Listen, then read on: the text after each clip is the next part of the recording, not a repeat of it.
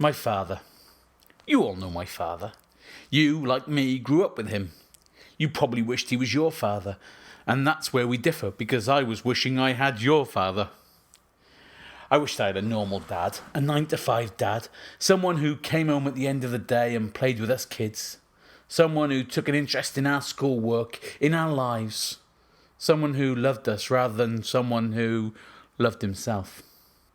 Turn on the TV in the 1970s, open any newspaper, and there was a good chance you'd see my dad's smiling face.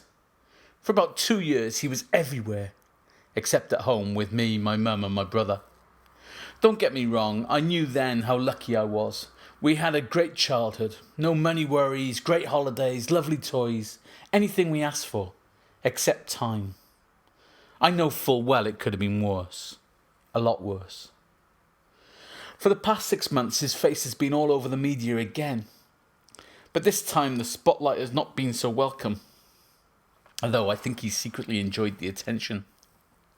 6 months ago the police came knocking on the door and took him away for questioning. Operation Yewtree had caught up with him. After 6 hours of questioning he was released on bail to be met by a posse of reporters outside our family home. Of course, he denied all wrongdoing, putting on a polished show in front of the cameras. He still had it. But the evidence was overwhelming. He was going to trial. I'd just come out of the courthouse. Of course, we were supportive of him throughout the ordeal. What could me and my brother do but smile and show our faith in our father? Of course, I stood on the steps of the court before the trial and said that my lovely father was innocent of all charges and would be found so. But to be honest, deep down I'd hoped they'd find him guilty. Hoped they'd send him down. In fact, it wasn't that deep down. It was just below the surface, just behind that fake smile. You see, I knew he was guilty. I'd seen his behaviour with my own eyes. They called it tactile in court, but as I got older I knew it went further than that. He never touched me, not in that way, but I knew full well what he was doing was beyond the acceptable norm, even if the 1970s was a different time and place. God, the guts it must have taken to come forward and report those assaults. Why didn't you report it at the time? My dad's lawyers had asked. There are a range of answers. We did, but no one believed us. It would have ruined our careers. We were scared, etc., etc. The lawyers made the girls look like fantasists and liars, out to make a quick buck on the back of the Jimmy Savile case.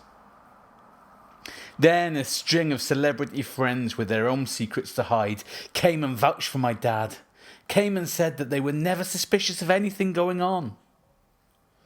Not being suspicious doesn't mean nothing happened. The creme de la creme was my dad's performance. He took being under oath as being live on air. He turned back the clock and turned on the charm. For a moment, even I believed him. Then it was over to the jury. Time for deliberation. But it's impossible to have a jury of your peers when your face was the face of the 1970s.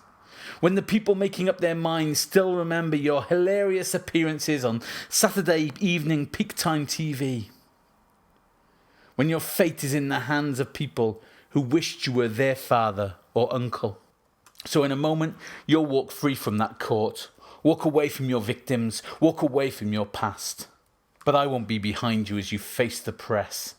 I'm sorry, but I've done my duty. I can do no more. You can walk away from your past, but your victims can't.